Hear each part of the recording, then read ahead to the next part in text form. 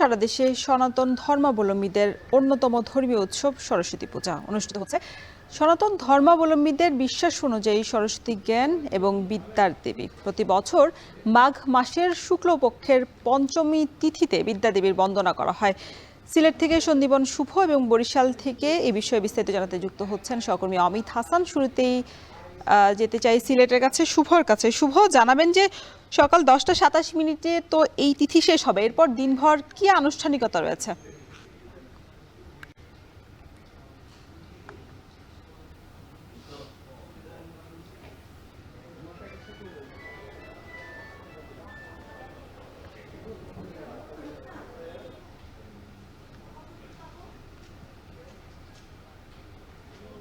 সিলেটের মহা সমারোহে কিন্তু প্রতি বছরের মতো এবছরও সরস্বতী পূজা অনুষ্ঠান হচ্ছে।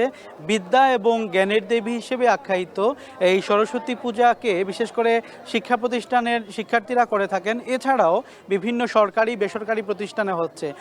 আমি যেখানে রয়েছি সেটি হচ্ছে মণিপুরি রাজবাড়ি এলাকা। সেই মণিপুরি রাজবাড়িতে কিন্তু বিভাগীয় কমিশনারের কার্যালয় সহ মাধ্যমিক ও উচ্চ মাধ্যমিক শিক্ষা বোর্ড এবং অডিট অ্যান্ড অ্যাকাউন্টস পূজা উদযাপন পরিষদ এবং বিভিন্ন সংগঠন রয়েছে। বিশেষ করে মণিপুরীদের আদিবাসী সম্প্রদায় মণিপুরীদের একটি পূজা রয়েছে এখানে, মণিপুরী রাজবাড়ির যে সরস্বতী পূজা, এবং এই পূজার মাধ্যমে কিন্তু তারা বিশেষ করে নিজেদের জ্ঞানকে বিকশিত করার কথা বলছেন, শিক্ষার কথা বলছেন, আলোর কথা বলছেন। সকল অন্ধকার সকল তমসা দূর করে যেন আলোর পথে এগিয়ে যায় বাংলাদেশ এবং সবাই যেন আলোকিত হয়, তেমনটি কিন্তু প্রত্যাশা এই পূজা থেকে।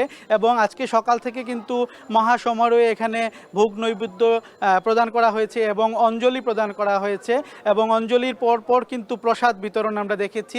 এবং বেশ সম্প্রীতির মাধ্যমে সিলেটের পূজা হয়ে থাকে এবং আজকে দিনব্যাপী এই পূজা অনুষ্ঠিত হবে। এবং আগামীকাল যেটি সবচেয়ে একটু জানিয়ে রাখতে চাই, সিলেটের শতবর্ষী যে ঐতিহ্য, সেই ঐতিহ্যের শোভাযাত্রা অর্থাৎ নগর শোভাযাত্রা কিন্তু হবে প্রতিমা সহকারে। সেখানে কিন্তু প্রায় শতাধিক প্রতিমা থাকবে এবং শতাধিক ট্রাকে করে কিন্তু সিলেট নগরীতে সেই প্রতিমাগুলোকে নিয়ে শোভাযাত্রা হবে। এবং শোভাযাত্রায় শুধুমাত্র যে সনাতনী সম্প্রদায় সেটি নয়, এখানে কিন্তু অন্যান্য সম্প্রদায়ের মানুষও কিন্তু বেশ সম্প্রীতির সাথে তারা এই শোভাযাত্রা অনুষ্ঠানটি পালন করে থাকেন। এবং আজকেও কিন্তু দিনভর শুধুমাত্র যে পূজা অনুষ্ঠান তেমনটি নয়, সেখানে কিন্তু সাংস্কৃতিক অনুষ্ঠান থাকবে এবং আরও অন্যান্য অনুষ্ঠানও কিন্তু থাকবে। এবং বিশেষত যেটি বলতে চাই যে ভোগ নৈবেদ্য সহ নানা আয়োজন, নানা উৎসবে কিন্তু মুখরিত এই সরস্বতী পূজা। এবং এই সরস্বতী পূজায় প্রত্যেকেরই প্রত্যাশা যেন বিদ্যার্থীরা তাদের বিদ্যা লাভ করেন, এবং তাদের চাওয়া হচ্ছে যেন প্রতি বছরের মতো এবছরও সম্প্রীতির মাধ্যমে এই পূজা অনুষ্ঠানটি শেষ করতে পারেন।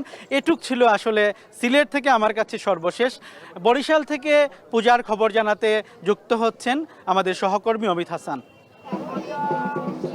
শুভ, ধন্যবাদ। সারা দেশের মতো বরিশালেও নানা আয়োজনে এবং উৎসব মুখর পরিবেশে উদযাপিত হচ্ছে সরস্বতী পূজা। এবং সকাল থেকেই আমরা বিভিন্ন শিক্ষা প্রতিষ্ঠানে এবং বিভিন্ন পূজা মণ্ডপগুলোতে, মন্দিরগুলোতে দেখেছি দর্শনার্থী এবং ভক্তদের আসলে একটি ভিড়। এবং এই মুহূর্তে রয়েছি বরিশাল বিএম কলেজে সবচেয়ে বড় একটি পূজা হচ্ছে, যেখানে আসলে বিএম কলেজের যে 22টি ডিপার্টমেন্ট রয়েছে সেই বিভাগগুলোর বিভিন্ন বিভাগের আলাদা আলাদা করে কিন্তু পূজা মণ্ডপ তৈরি করা হয়েছে এবং নানা ধরনের বর্ণিল সাজে কিন্তু এটি সাজানো হয়েছে। এবং এই মুহূর্তে দেখছেন যে অঞ্জলি অনুষ্ঠান সেটি অঞ্জলি প্রদান করা হচ্ছে এবং সব বিভাগেরই কিন্তু আলাদা আলাদা অঞ্জলি অনুষ্ঠিত হয়েছে। এবং সেখানে কিন্তু এই মুহূর্তে একটি অঞ্জলি ব্যবস্থাপনা বিভাগের সেটি কিন্তু এখন অনুষ্ঠিত হচ্ছে। এবং এভাবেই কিন্তু বরিশালের বিএম কলেজের যে 22টি বিভাগ রয়েছে সেই বিভাগগুলো আলাদা আলাদা অঞ্জলি প্রদান করেছেন। এবং এতে আসলে বরিশালের যারা শিক্ষার্থীরা রয়েছেন, বিভিন্ন স্কুল কলেজের শিক্ষা প্রতিষ্ঠানের কিংবা এই প্রতিষ্ঠানের যারা শিক্ষার্থীরা রয়েছেন, তারা আসছেন সকাল থেকেই এবং অঞ্জলি নিচ্ছেন।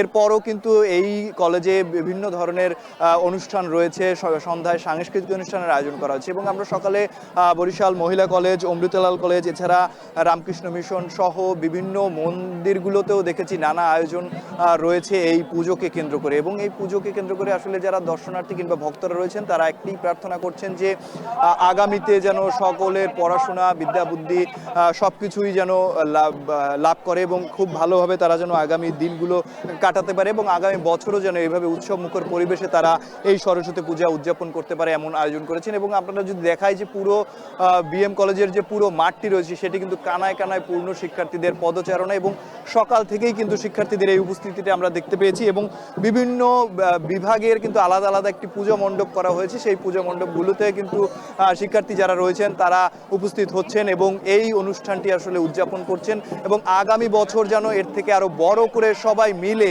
এই সরস্বতী পূজা উদযাপন করতে পারে সেই প্রত্যাশা জানিয়েছেন এখানকার যারা শিক্ষার্থী এবং ভক্তরা রয়েছেন তারা।